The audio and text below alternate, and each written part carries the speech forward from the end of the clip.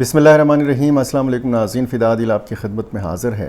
जब हम अफ़गानिस्तान के हवाले से बात करते हैं तो ज़्यादातर हम तालिबान की पॉलिसीज़ को क्रिटिसाइज़ करते हैं। मुख्तलिफ़ रिपोर्ट्स आती हैं, मुख्तलिफ़ इल्ज़ामात लगाए जाते हैं और इसमें प्रोपेगंडे का अंसर भी होता है। लेकिन पिछले कई दिनों से, कई हफ़्तों से जो शुमाली सूबे बदख्शां से ख़बरें आ रही हैं उसमें प्रोपेगंडे का अंसर कम है और वहाँ के जो ज़मीनी हक़ाइक़ हैं वो बहुत बड़ा चैलेंज बन चुके हैं तालिबान हुकूमत के लिए। तालिबान इस बगावत को कैसे कुचलने में कामयाब रहे हैं। एक तो जुमा खान फाते वाला मामला कि उनको अब शायद मना लिया गया है, लेकिन अब एक दूसरी तंजीम ने सर उठाया है कि जो एक बहुत बड़ा दर्द सर बनी। कुछ घंटों के लिए उन्होंने इस तंजीम के लोगों ने एक ज़िले के ऊपर बाकायदा कंट्रोल हासिल कर लिया, कब्ज़ा जमा लिया और फिर ये कंट्रोल वापस ले लिया। अफ़गान तालिबान की हुकूमत ने ये कंट्रोल तो वापस ले लिया, लेकिन अब अफ़गान तालिबान का जो एक दावा था कि पूरे अफ़गानिस्तान के ऊपर इनका कंट्रोल है, उस कंट्रोल में दरार पड़ चुकी है।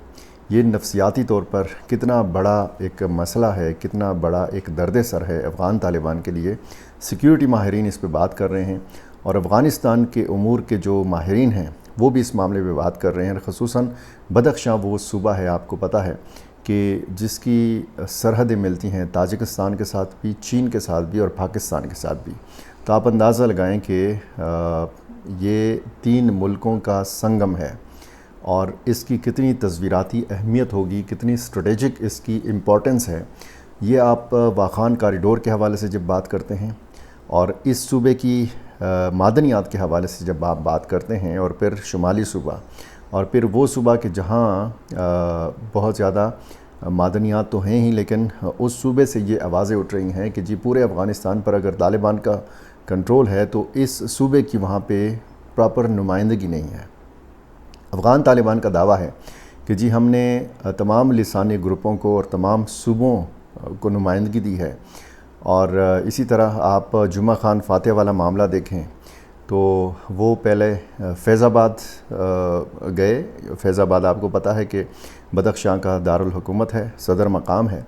और फिर एक दूसरे ज़िले के हवाले से जो यफ्तल पायां के हवाले से बताया जाता है कि यहाँ पे एक दूसरी और एक नई तंजीम ने सर उठाया और उन्होंने कब्ज़ा जमा लिया। इसके लोग इस तंजीम के भले कम तादाद में हों, लेकिन ये जो इन्होंने किया, एक तो NRF है, एक तो अहमद मसूद और इस तरह की बाकी मुज़ाहमती जो ग्रुप्स हैं उनकी भी सरगर्मियाँ रिपोर्ट होती रहती हैं, लेकिन शायद उनमें इतना दम खम नहीं है। यानी वो छापा मार कार्रवाइयाँ करते हैं।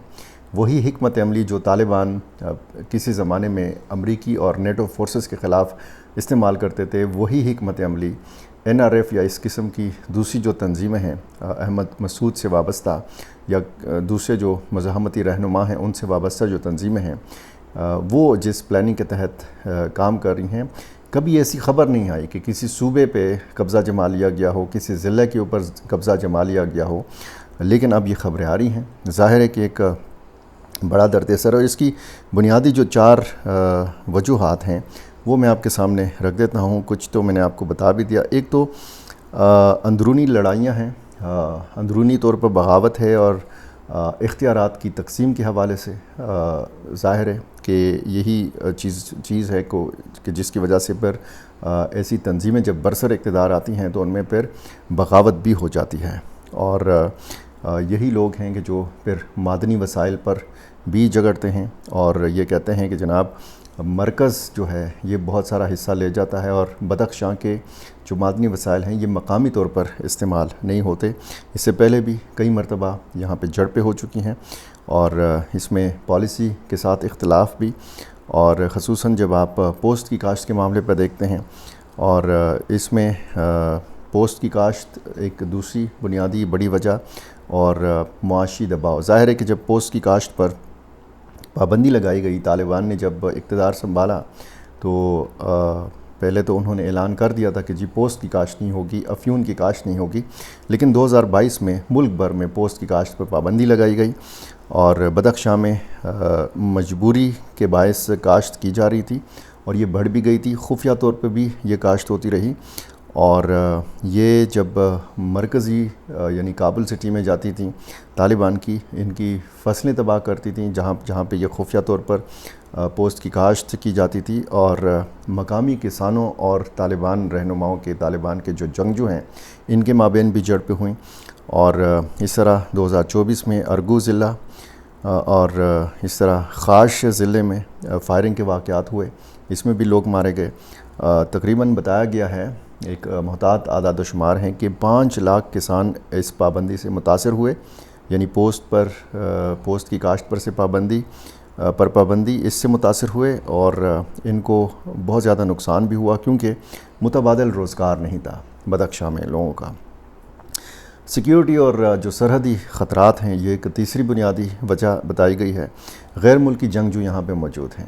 جیسے ہم ETIM کے حوالے سے بات کرتے ہیں، جو ایسٹ ترکستان اسلامک موومنٹ ہے یا اسلامک پارٹی ہے، یہ چین کا ایک درد سر ہے. اس کے لوگ افغانستان کے اندر موجود ہیں، اور بتایا جاتا ہے کہ اس تنظیم کے لوگ بدخشاں میں زیادہ تعداد میں موجود ہیں. اور یہ اگر یہاں پہ موجود ہیں تو اس کے علاوہ القاعدہ جو زیادہ غیر فعال ہے، اور داعش خراسان کے لوگ بھی اس صوبے میں موجودگی رکھتے ہیں.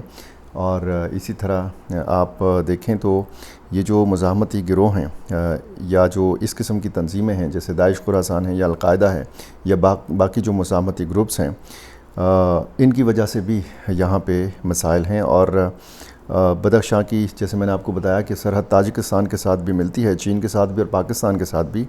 تو تاجکستان کے ساتھ سرحد پر طالبان کی پیش قدمی سے خطے میں پناہ گزینوں اور تجارت کے راستوں کے بند ہونے کا خدشہ بھی ہے. اور آپ کو وہ 2 واقعات بھی یاد ہیں میں نے جس میں پچھلی ویڈیو میں جس کا ذکر کیا تھا، کہ 2 ایسے واقعات ہوئے کہ جس میں پہلے واقعے میں 3، پھر دوسرے واقعے میں 2 چینی شہری مارے گئے، اور طالبان کی حکومت نے تاجکستان کی حکومت کو یہ پیشکش بھی کی تھی کہ ان واقعات کی تحقیقات کے لیے ہم آپ کے ساتھ تعاون کر سکتے ہیں.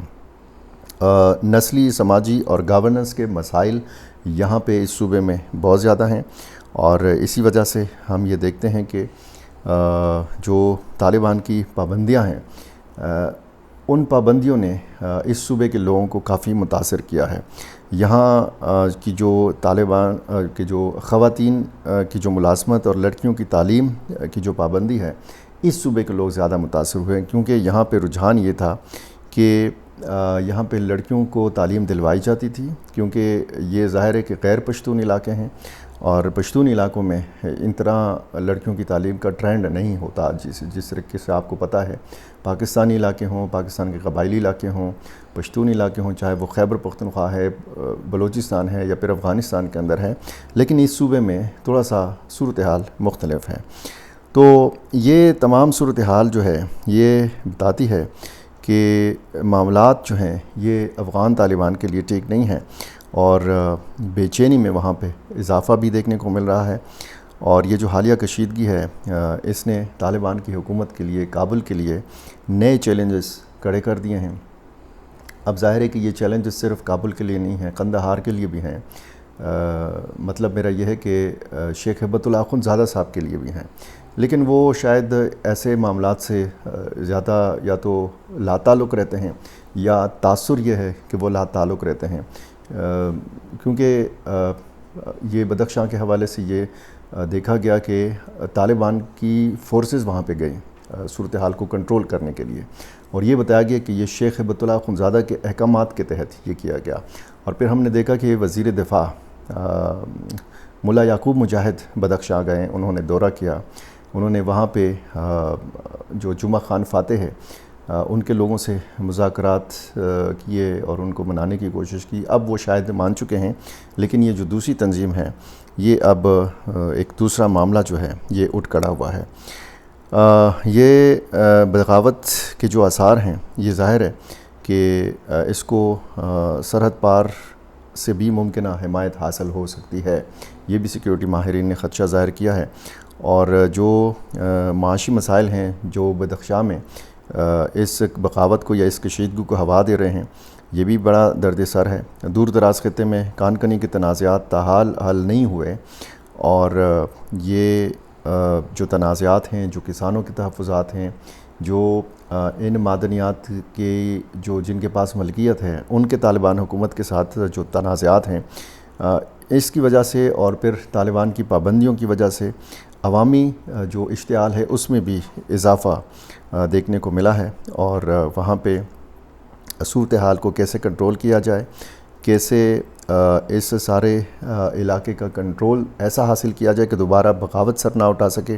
جس طریقے سے ماضی میں ہم نے دیکھا کہ طالبان کا جو پہلا ایک دور حکومت تھا عمر کی قیادت میں، تو اس میں پنجشیر وادی جو ہے یہ طالبان کے کنٹرول میں نہیں تھی۔ آج اگر وہاں سے بدخشاں سے ایسی خبریں آ رہی ہیں تو یہ میں نے جیسے شروع میں کہا کہ دراڑ پڑ چکی ہے نفسیاتی طور پر۔ یہ ایک بہت بڑا چیلنج ہے۔ اگلے